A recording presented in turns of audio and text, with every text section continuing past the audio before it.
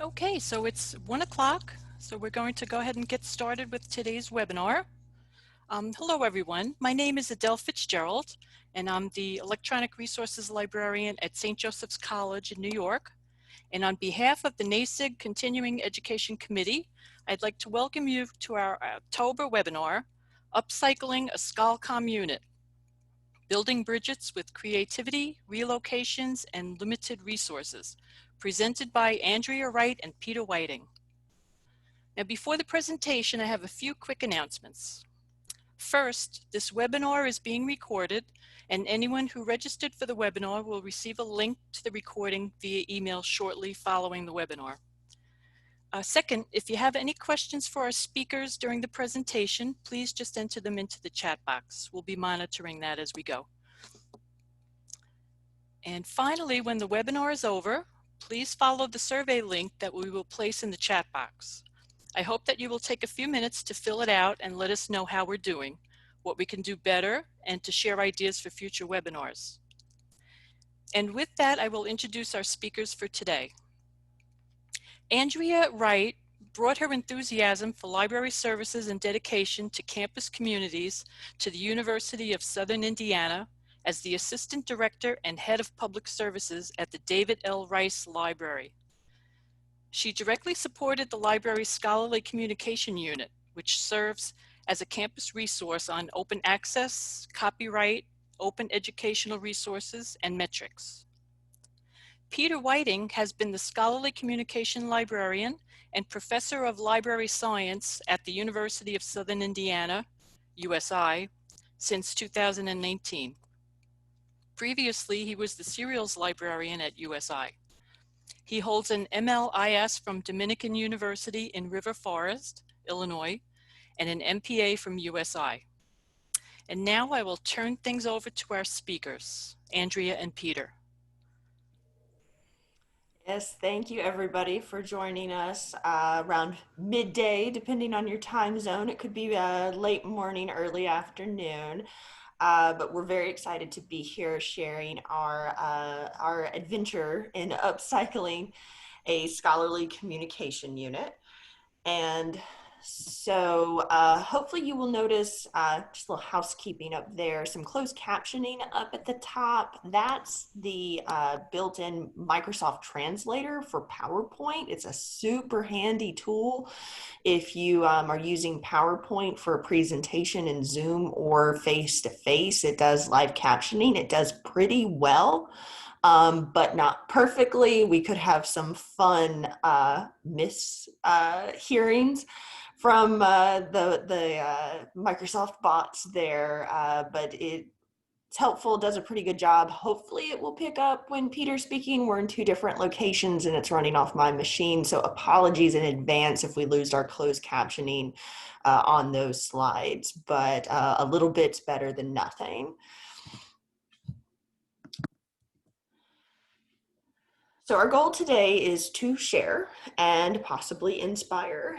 There are plenty of literature out there on what scholarly communication units in an academic library can do, but how do you do it when your institution's quasi-official motto is doing more with less? And I will add that that was a pre-COVID motto that we had there. That has simply been underlined multiple times since then.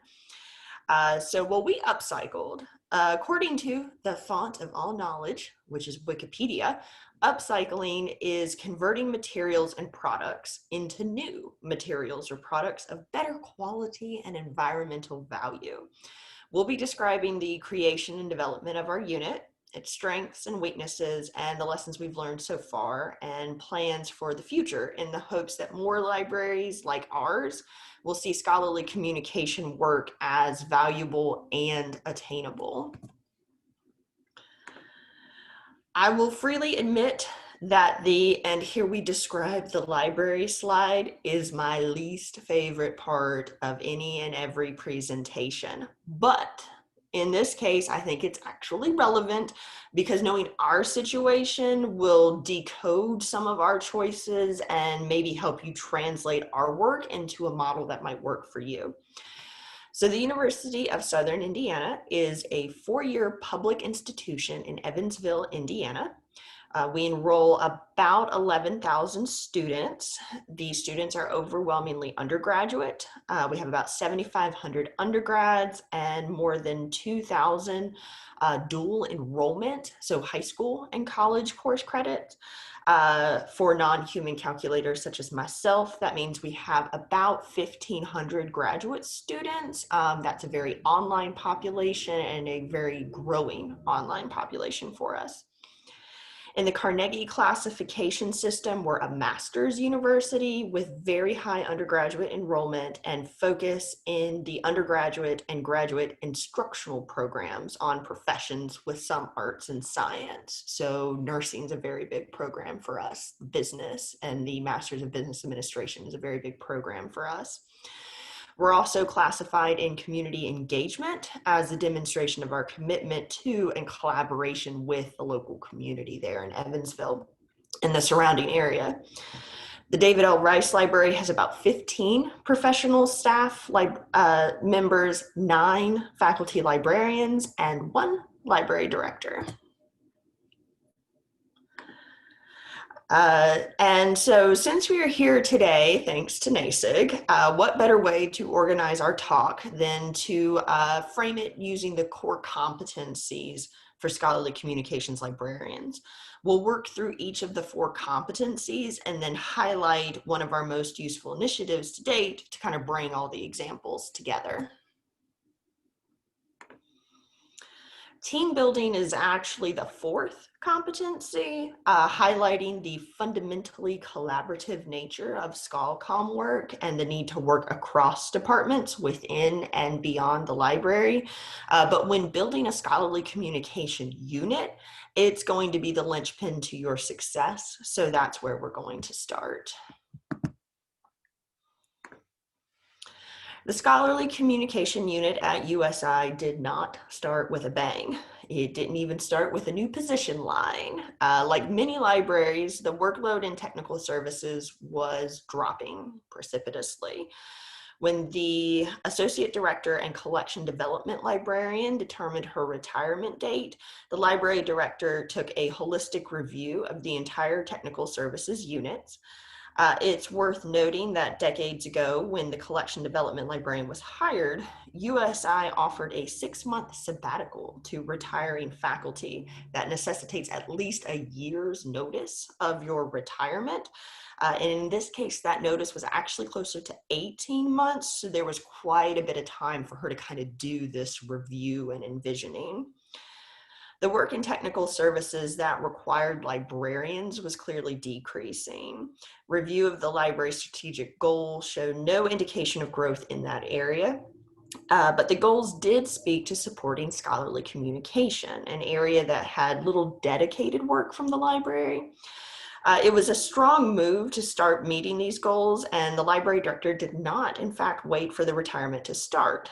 Instead, the Serials Librarian position, Peter's role, was redesigned and realigned into a Scholarly Communication Librarian position. At the same time, technical services work was combined into an assistant director and head of technical services role that opened in fall 2017 to ensure that collection development and serials work could be successfully transitioned ahead of the sabbatical. When the actual associate director and collection development librarian position line did become available in 2018, remaining needs for scholarly communication, research, instruction, and checkout were combined into a new position, assistant director and head of public services. Scholarly communication, by its nature, is faculty-oriented. Students and their work are certainly a part of the scholarly communication ecosystem, especially graduate students. But the impact and emphasis of ScholComm will always be faculty first, if for no other reason than just volume of engagement. Remember, USI is a high undergraduate professional focused institution, and fittingly, the Rice Library has had a similar focus on its collections and services. But the institution has been shifting. Expectations for academic rigor and scholarship have grown. The creation of the Scholarly Comm unit enabled the library to shift some of its work and personnel to support these growing demands on the faculty. As my title made clear, at USI, we consider scholarly communication to be a public service. When it comes to technical services and public services, a lot of folks think of like back rooms in front of the house. But I have been thinking, especially when front of the house might not exist, or certainly not in the ways it did before, in terms more of push and pull. So in marketing terms, pull strategies bring customers into the company. Technical services ensures that we have the content desired by patrons and makes it discoverable to them. Public services, on the other hand, push library services out to the user, reaching outside the library to demonstrate our value. Scholarly communication work isn't core work to a critical mass of faculty to make it a pull. It's a push. My role as head of public services is to guide scholarly communication, research, and instruction and checkout in achieving their goals while leveraging knowledge and skills across the unit to enhance the patron experience. Being integrated into the larger public service division is important for our ScholComm unit. We simply could not do all the things we want to do by ourselves because of bottlenecks in knowledge, time, and other resources. And it gives us an inherent focus. We're not a build it and they will come unit. We must reach out, engage, and connect with campus, but coordinate it at a library level. So how do we do it? Communication is key. Peter and I had a standing weekly meeting once a week that allows us to check in, plan, and sometimes even actively work on the ScholComm task together. The public services team has bi-weekly meetings as well, and this enables folks from all three units to share information, ask for help, and coordinate together. This coordination is particularly important for the ScholComm unit. We're small and still a new focus for the institution.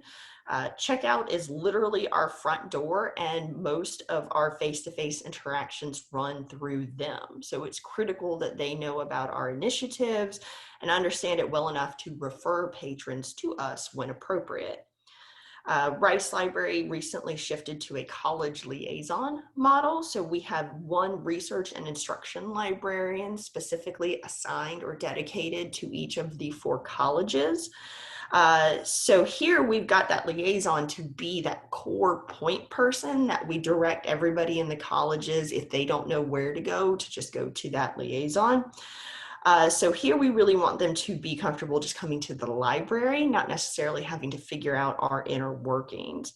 But because ScholComm stretches across all of the colleges and all of campus, we still want to have them involved. So how do you push to liaisons and still stay involved? Strong internal collaboration, aided by some of these weekly meetings. The ScholComm unit updates and includes liaisons on the projects, and we encourage the liaisons to also bring us in whenever they're doing anything that might have a potential partnership or ScholComm aspect to it. And when it comes to doing the work of the unit, we avoid a hierarchical structural approach and split down the middle. Instead, we play to our individual strengths and capacity. As Peter will be discussing in depth next, we bring very different backgrounds and knowledge to the unit. So in planning out work, we look to those to determine who's going to run lead on the project or task. For example, identifying potential collaborators requires deep knowledge of the university, so Peter takes leads on those. Meanwhile, I have led ScholComm work and the documentation that goes with it for years, so I usually write the first draft of policies and guidelines. Nothing happens without input from both of us. Remember those weekly meetings? But we play to our individual strengths and are more efficient because of that. So our team really started from the Rice Library Strategic Plan. As you build or expand your own ScholComm unit, it's important to ensure that scholarly communications is reflected in those strategic plans or library goals and advocate for them if they're missing. We are blessed with a library director with strong human resource skills who recognizes that existing knowledge and skills could be reallocated to better serve where the library was going rather than where it had been. Such top-level buy-in is not automatic everywhere, but being able to articulate how you can translate skills from one area to another and the value that those shifts create is critical in getting support.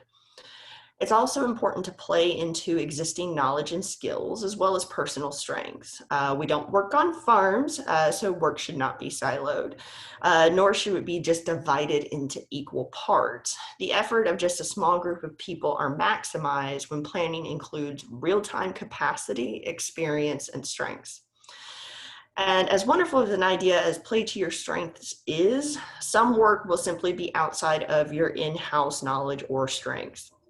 Peter's going to talk next about background knowledge from a team perspective, but keep in mind that it's critical to identify those gaps because you can't address a problem if you don't recognize its presence. Thank you, Andrea.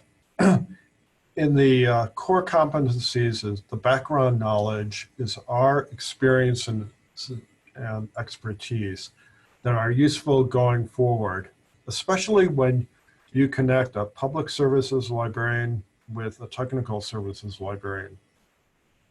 The core theme is that we are involved in a scholarly communication process.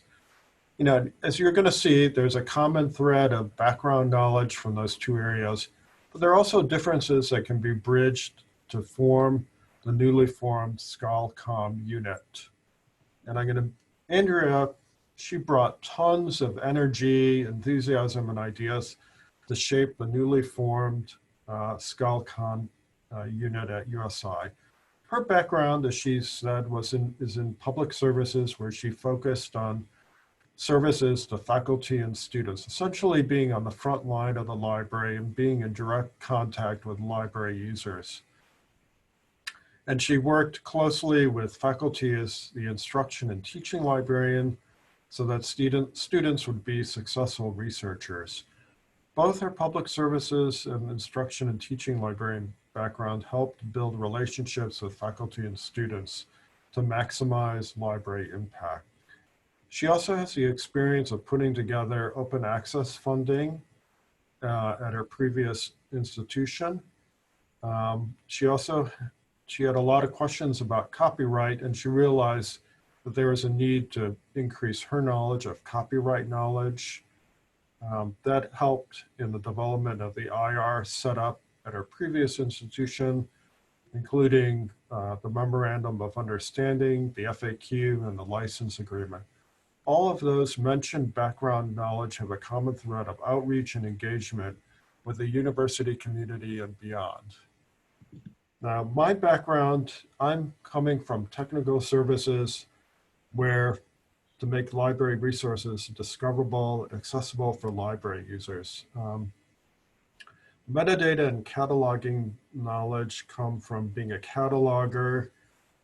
And as Serials Librarian, I worked with electronic resources, open access journals, in making those discoverable in the catalog and the discovery layer. And since I've been at USI since 1999, I have a lot of contacts, and because I've had some leadership roles, including being faculty senate chair. And I've also served on other committees. And one thing I also did was I met with different scholarly communication librarians here in Indiana to get contacts.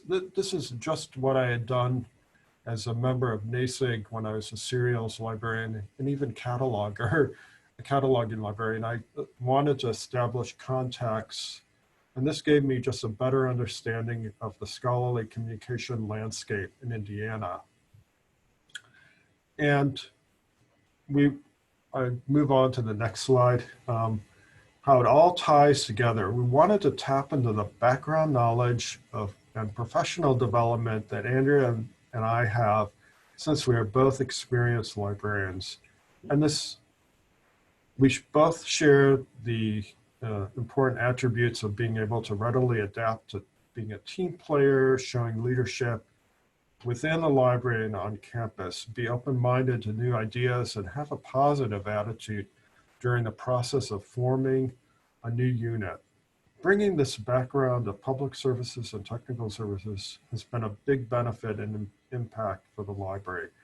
They're not polar opposites because we bring our personality and librarianship.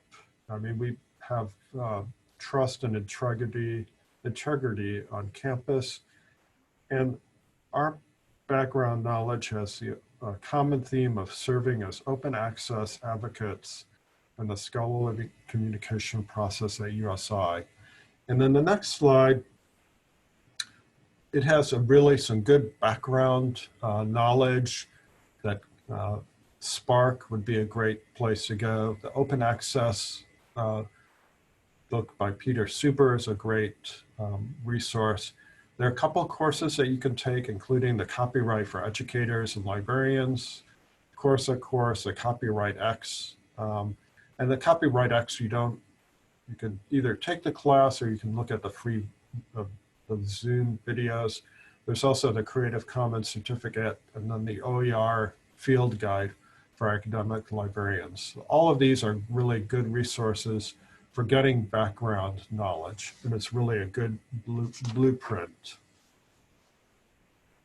I'm going to talk about the technical skills because to be actively aware of what is happening with technology and how it impacts scholarly communication for faculty and students. And that's why we tapped into the technical skills of the library staff in implementing IR, since everyone in the library is connected to the scholarly communication process. Technical skills and the core competencies drills down to staffing and the structure of the library. In our case, we have a small library that's willing to work collaboratively.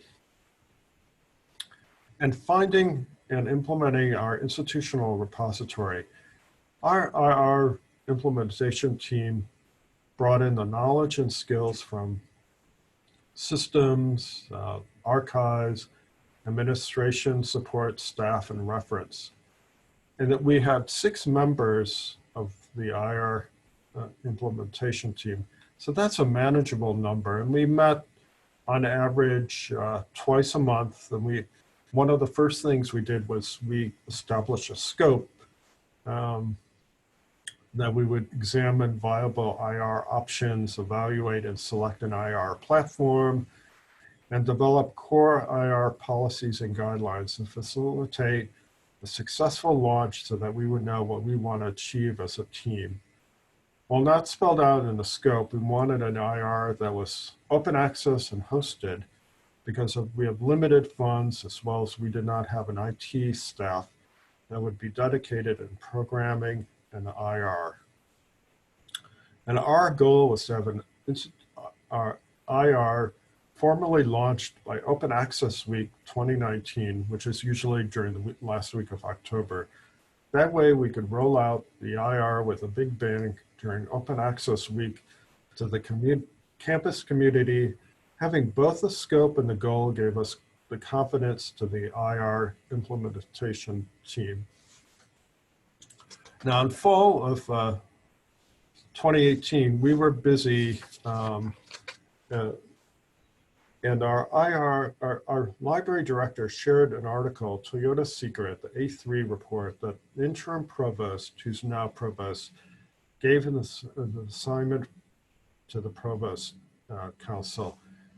And the A3 report, we're quoting from the article, the ultimate goal of the A3s is not to solve the problem at hand, but to make the process of problem solving transparent and teachable. And this narrative starts at the background of the topic, current conditions, the goals and the targets that are measurable, problem solving, analysis, proposed actions that are directly addressed to the existing conditions. And this gave the IR team an understanding of the process that we would be involved in. And we developed a rubric that would evaluate the IRs. We developed one for the committee. That was basically the nuts and bolts of including the cost, what hosting, the streaming, the site administration. We also created a rubric for, because we invited library staff, faculty, systems, and online learning to attend the demos. And after we identified 4 platforms, and we had the demos. And what we would do, and actually this is, pre-COVID, we had a Zoom or some type of software similar to Zoom, where the vendor would go through the public and administration view and then start taking questions and answers about the platform. And after each meeting, the committee would review those feedback forms to figure out what was good and what needed improvement on the demos.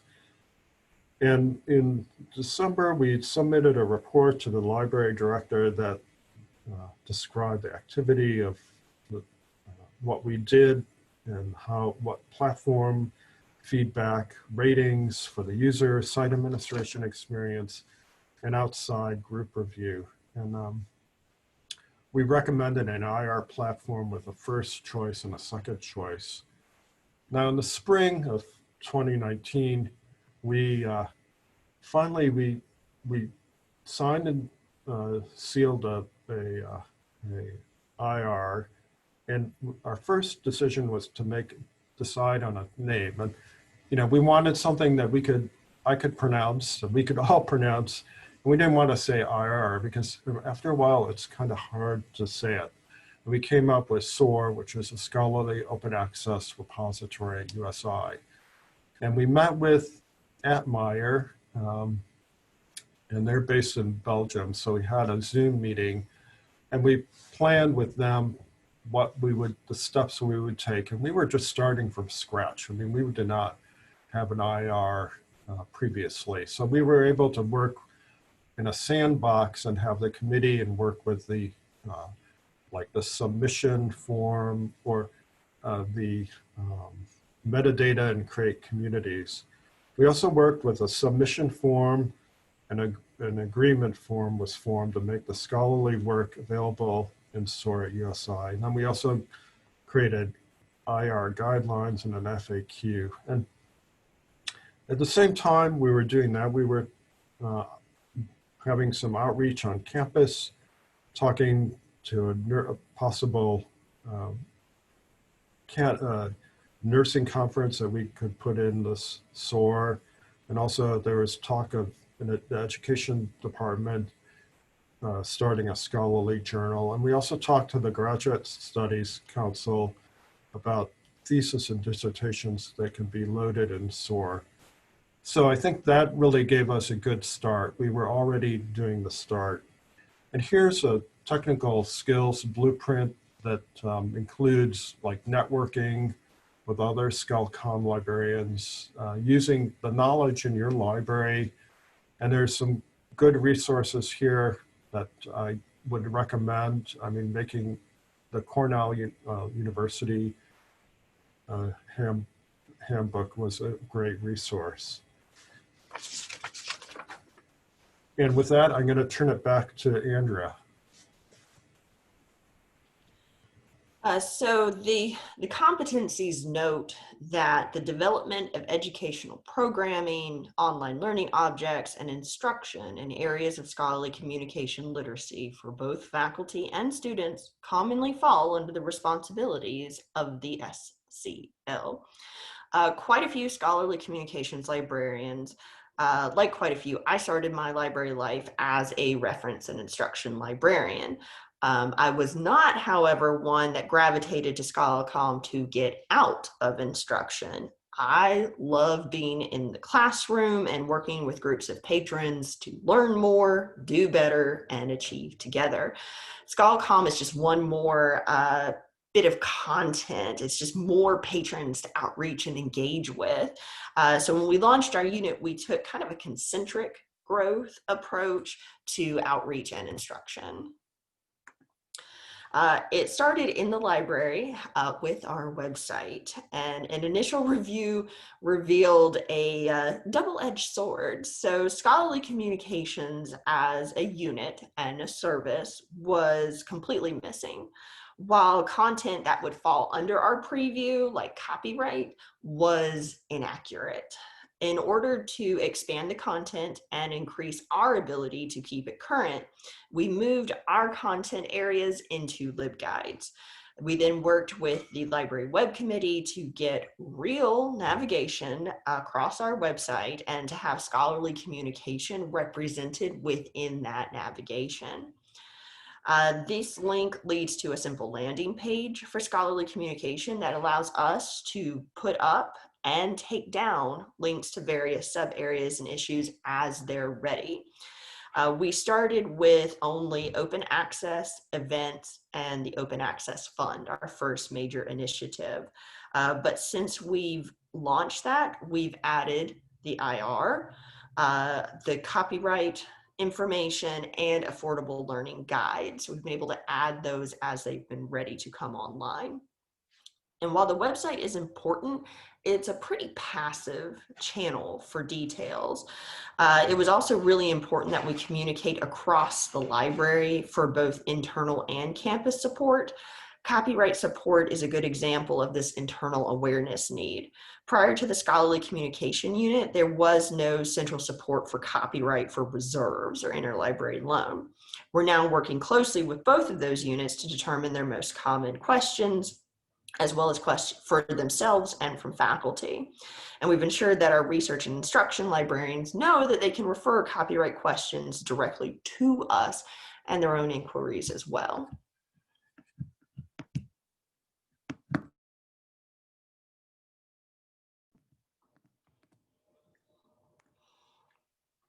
One of the benefits that Peter brings to the team is nearly 20 years at USI and that institutional knowledge that comes with it.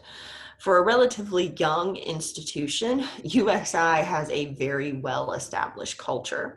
And as we prepared to go outside the library with our Scholarly outreach, it was helpful to know what groups and events existed on campus that we could just kind of plug right into from the start. For example, every January, the university held a spring meeting for the first day of work of the year, planned by the Faculty Senate. Part of that meeting includes breakout sessions from various campus units. Peter's knowledge of the Faculty Senate and spring meeting planning from his work as Senate Chair meant that he was able to ensure that we were reaching out to the right people at the right time in order to get a breakout session to show part of the Unpaywall movie with a faculty response panel. We also made sure to present to committee and council meetings where a good number of faculty from across campus would be present. Presentations were tailored to specific programs of interest to those groups. So the Open Access Fund for department chairs and program directors, and the opportunity for electronic dissertations and theses in the IR to the Graduate Council. Those meetings with broad representation helped us get invited to college and department meetings where more faculty and staff could hear about our unit and initiatives. A good example was when Peter was invited to meet with a psychology class this fall that was discussing the Unpaywall movie we had discussed in the spring meeting breakout session with faculty. By connecting with faculty with a strong interest in these areas, we're able to reach other faculty and staff and students. And while we made good inroads with existing programs, we also knew that the limited time afforded to us in those meetings couldn't facilitate the deeper understanding and engagement we were hoping to develop. So we had to launch some new programs as well. For everybody's favorite, the faculty workshop, we initially launched them as a lunch and learn branding so that it could be utilized for library-wide topics, not just scholarly communication, and leverage the power of free cookies and drinks. This past spring, we'd held 3 lunch and learns, all on Scholarly topics, with decent attendance, including students along with faculty. Returning to the need to understand your local culture for strong outreach, we recognize that faculty and staff needed documentation for professional development that they could include in their review files. As such, we plan to start reorganizing lunch and learn attendance with a formal document. But then COVID happened.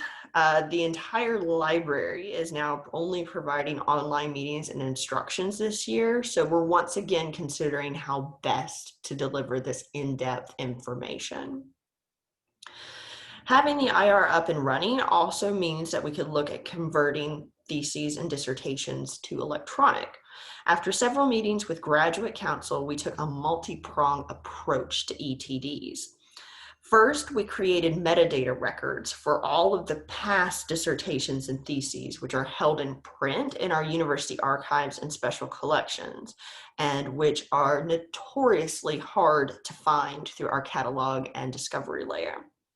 Second, we created templates with built-in formatting for APA, MLA, and Chicago that are also built-in accessible to increase the accessibility and standardization of the final document that we hoped would go into SOAR USI. And third, we created an expansive guide that focuses on copyright information, both for using other works in an ETD and understanding your author's rights as a creator for a grad student in an ETD. A quick shout out to the University of Michigan Library for having fantastic copyright guides with Creative Commons licenses applied to them. With this approach that addresses the major concerns of faculty while making it easy for students to implement, we've created a really strong partnership with Graduate Studies and SOAR USI, just as Graduate Studies is expanding both in number of students and number of programs. So to recap our lessons learned for outreach and engagement: 1, start within your library. Look at your website. Consider your structure and internal barriers. Think about patron touch points with your library and who those touch points are. Make sure you have those people up to date on the work you're doing, the work you would like to do, and how to refer patrons to you. Look for existing departments or campus events. Are there relevant events, faculty development workshops, meetings, orientations that you can work within? Online learning and our Center for Excellence in Teaching and Learning are key partners for us in this type of work. Prioritize your topic coverage. Schol Comm is huge. You do not have to launch an OA initiative, an IR, OER support, a copyright program at the same time. You shouldn't try to launch an OA initiative, an institutional repository, OER support, and a copyright program at the same time. You're just working with constrained resources here. Instead, play to your strengths. Plan for 3 to 5 years rather than 6 to 12 months, and be ready to say no, or at least not yet. And finally, consider accessibility and equitability. The ways in which you conduct your outreach and instruction will depend heavily on culture, but the entire higher education community is becoming more diverse and less constrained by physical and geographical means. Look at us. Plan accordingly and build events for accessibility from the start, and create shareable asynchronous alternatives to live programming. Bringing the pieces of the core, they say core competencies for scholarly communications librarians was the goal of the open access funding program at USI. And the open access funding at USI was a faculty-driven initiative. It gave the ScholComm unit its first step into promoting scholarly communication at USI. This faculty member in nursing was seeking a way to pay for the article, and she realized that the college didn't have the money, and so she turned to the library for a recommendation to write a faculty senate charge. Coming from the library, the request for open access funding would show that the library supports scholarly communication. And I won't read the quote, but that background knowledge is how we started. I mean, we did not have the luxury of using new money for the open access fund. So we had to turn to existing funds. The Provost Faculty Development Fund, what is available at USI for faculty who are presenting a paper or poster or actively participate in a workshop as a leader or panelist or hold an office in an organization sponsoring a conference that are eligible. That made sense to use existing development funding for the article processing charge. And I remember talking to the dean, and he said, there's just no way. I mean, you have to use existing funds. There are not new funds on campus. And to make this happen, a faculty senate charge was drafted and presented to the faculty senate. And Andrea and I and another librarian worked on that charge. And when we came and presented it to the faculty senate, they wanted to see the form that the faculty member would fill out. And the interim provost, who's now the provost, was there, and he said, you know, let's include the dean in the approval process since they are the fiscal agents. And so they have to be made aware of open access charge. Now, during the discussion, we did have a faculty member that said, well, you know, why don't you set up a committee of faculty that can review every application? And we kind of discouraged that. We said, you know, that libraries are not for books or journals, or that we can be involved and be a partner in the scholarly communication process. And also because we have the expertise. And there was also a request from the Faculty Senate to have 7 to 10 business days for a timely response from the library when the faculty member filled out the form. And really what was happening was that we were having a buy-in from our faculties, which is very, very vocal, and especially when they meet Friday afternoons at 3 o'clock. And the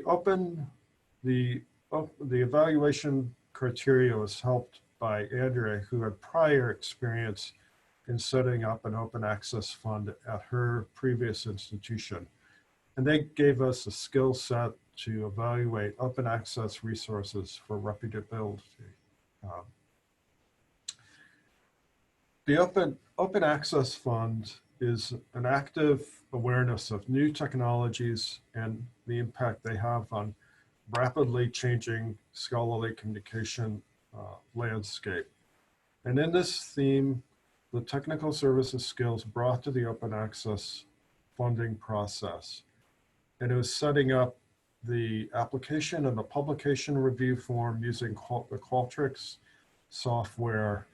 And the faculty member will fill out the online application form that is a review in a LibGuide. And then the form is sent to the Schol Comm unit, who reviews the application and then completes a publication review based on the reputable publication criteria. And any concerns or questions that might be brought up in the review process are shared with the faculty member. And then successful reviews are sent on to the department or program chairs for their approval. Mainly that's just to get them involved in the process. And from there, it's sent on to the college dean, who's a fiscal agent, but it also, it makes the dean aware of what's going on, and maybe, you know, they need to beef up and have money for article processing charge. And then the request for funding goes on from the dean goes on to the provost. So they're understanding the technology and the Qualtrics and the LibGuide has helped to smooth the process. And actually, the next slide is going to give you gives you an idea of the process of the flow chart. And you can see here where the faculty author completes that online form, and then it goes to the Schol Comm unit, We review the application form. I have a separate form that where I look to see like the editor, are they legitimate? Is it what's the article processing charge? Who's the publisher? Who's on the editorial review board? And I work with and let the faculty author know, that this is either, you should go on, or maybe they're just red flags, and this is just not a real journal. And I know I remember a nursing faculty where I, saved her from publishing or getting money because it just was not a legitimate journal. And then it goes on to the chair who approves it, reviews it, and then goes on to the dean, who's a fiscal agent, and he or she would forward it on to the provost office. So you can see the approval process is a chain of communication within the university. And I want to go on. The faculty, the faculty senate charge educated the USI faculty that faculty are publishing in open access journals, but are facing roadblocks of funding because of the article processing charges. And we found that a lot of disciplines are publishing in open access journals. And also we found that some faculty are getting a lot of emails from suspect publishers. So that's why the Schol Comm unit can come in with their expertise. We all, Andrea and I also, we presented at the Council of Chairs and Program Directors meeting on the open access fund process. And we emphasized, well, this process can be used for funding of article process charge. Really, it's also verifying if the open access source is reputable. And we went to the College of Nursing and Health Professions and gave a presentation. And meeting with these groups showed that the library is engaged in the scholarly communication process. And I want to say that we were fortunate that the provost was at the faculty senate meeting, and he was very supportive of this charge. He wants he wants to promote creativity and the impact on campus, and you embrace the open access initiative. And when I've presented on the open access fund or anything scholarly communication, I've tried to include the liaison librarian, because that gives another layer of an established contact with the 4 colleges at USI.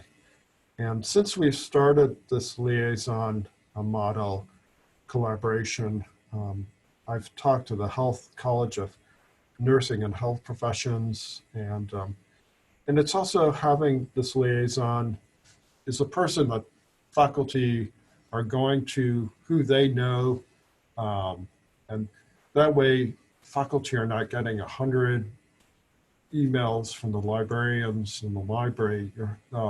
So it's a good way, and also I'm able to hear what the liaison, the type of questions that they're getting. So faculty can connect with the liaison, and it provides benefits such as having a faculty member asking the liaison about the review process, since they may have remembered the liaison talking about it, or maybe myself.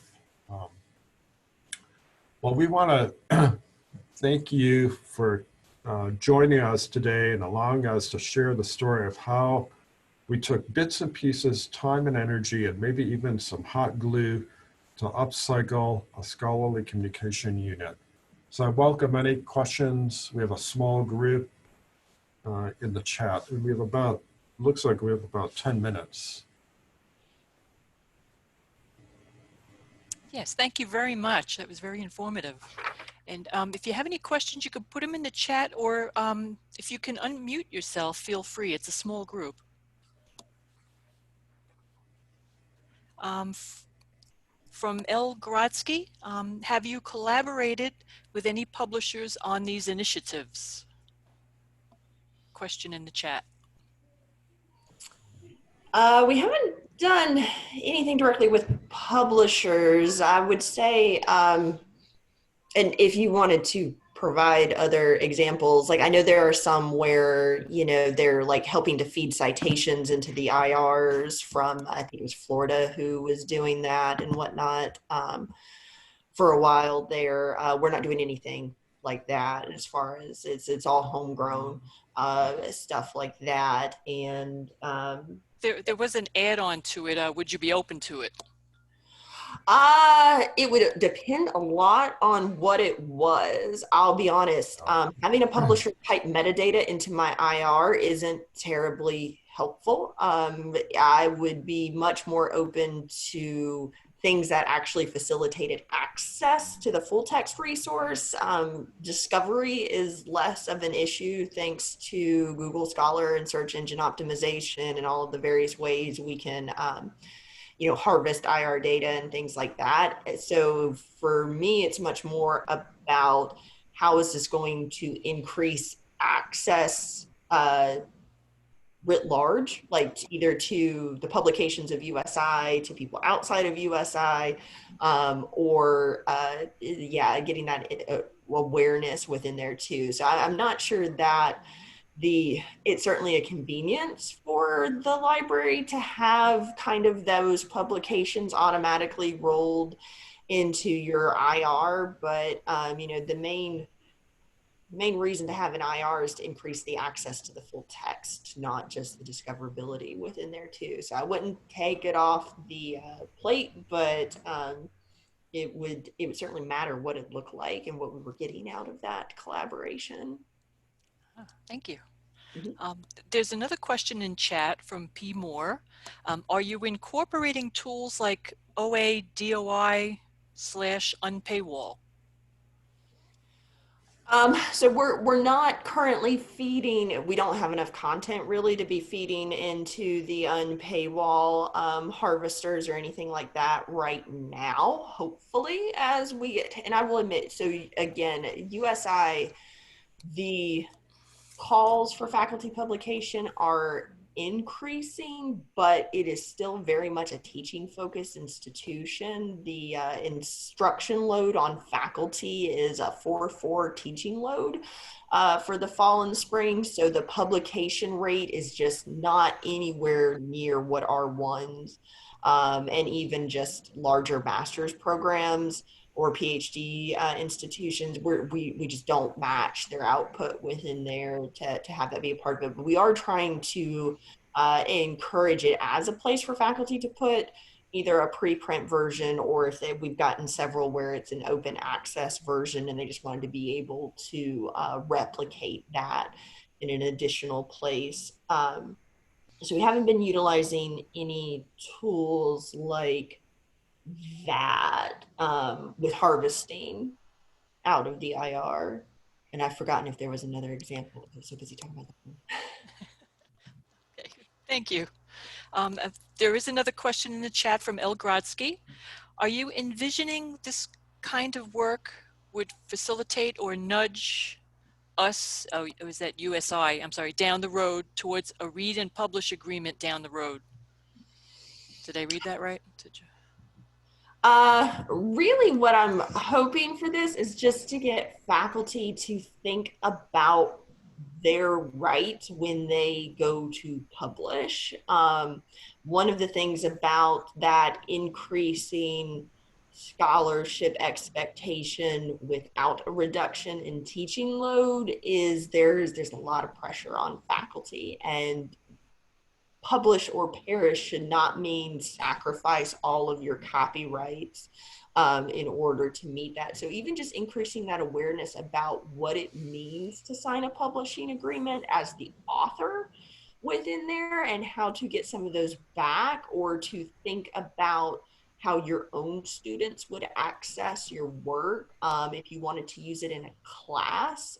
So that type of read and publish access type of things, that's so far down the road from the type of work and size of our library that it might be a great down the road, but it's definitely not one of the main drivers right now. It's still, as a smaller teaching focused institution, it's really a teaching focus for our Scholarly outreach to just think about COVID was a good time to start the conversations about, well, how are your students going to access their textbook when they can't be here, and when physical course reserves is no longer an option. Maybe assigning a $300 textbook was not the best option within there, or looking for digital alternatives, for alternatives that students can access without breaking the bank and things like that. There are a lot of focus within there, but it is still very much an awareness focus on campus. We've still got a lot of education to do with faculty on campus before we even start thinking about some of the larger publishing aspects within there. Thank you. Another question from P. Moore. Pushing faculty use of ORCIDs can help with their increased admin load around publishing / research profile maintenance. Yes, so org IDs was something that was on our list pre-COVID for talking specifically with our nursing faculty about, if for no other reason than our liaison mentioned that there is a lot of concern and interest with name changes. It's a highly it's a woman-dominated field. Name changes are much more common, and having that ID as a way to, like you're saying, kind of manage your scholarly profile, your identification out there in the world, was something that we were actually hoping to do down at our nursing campus. Has a new downtown multi-unit collaboration space off campus that includes IU School of Medicine, the University of Evansville, as well as Ivy Tech and USI. So we're hoping to go down there and talk to them specifically about those IDs. And COVID hit and everything shut down, and we went into survival mode for a long time there. So it's very much on our awareness there, but like I said, it kind of feeds back into that awareness campaign for that. It's really just getting folks knowledgeable and then teaching them the benefits and then helping them get on involved with that is very much on our radar, but figuring out how to do that now and the timing and the format is another fun. Now that we know what, we've got to figure out how all over again. Okay, and there's another question in the chat. Have you worked with your consortia, if you have one, or other universities that are local to USI on IRs, copyright, etc.? So Indiana has we have a consortium called the Academic Libraries of Indiana, OLLI. What is not necessarily unique, but somewhat unique, even from my own experience, it is all volunteer, very minimal funding. It is not Ohio Link, it's not Galileo, it's not Pascal, it's not it doesn't have the it doesn't have the funding, so it doesn't have the power to do a lot of big picture stuff. So for example, I know there are other places who have funding to where libraries can apply or universities can apply for grants and other things, especially around OER or open access, to help fund those things. OLLI does not have the funding to do that kind of support thing within there. So we've been, it started a year and a half ago. We have an affordable learning OLLI group, and there has been a Scholarly group for years at this point. It predates me. I know Peter's a member of the Scholarly Communication Right. Committee for OLLI, and I'm on the Affordable Learning Committee. So we've been involved with trying to expand the work in the state as far as knowledge, programming.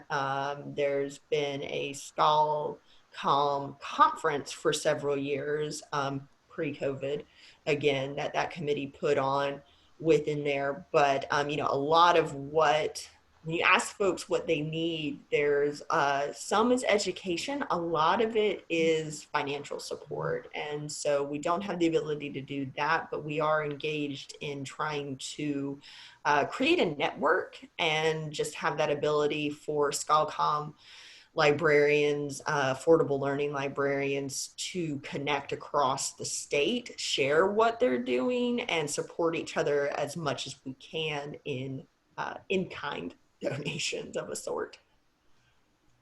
Well, thank you very much. Okay, and it looks like we're just about out of time, so I guess we'll go ahead and end the webinar. I'd like to thank our presenters very much. Andrea and Peter, the presentation was wonderful. We really appreciate that. And thank you very much to our audience and for all the thoughtful questions, and no, you weren't typing too much. We appreciate that. And we'll be sending you a link to the recording just as soon as it's ready. All right, and we hope to see you at the next NASIG event. All right, thank you very much, everyone. Great. Thank Thank you. you. Thanks Thank for you. coming. Thank Okay. you for coming. Have a good day. You too. Thank you.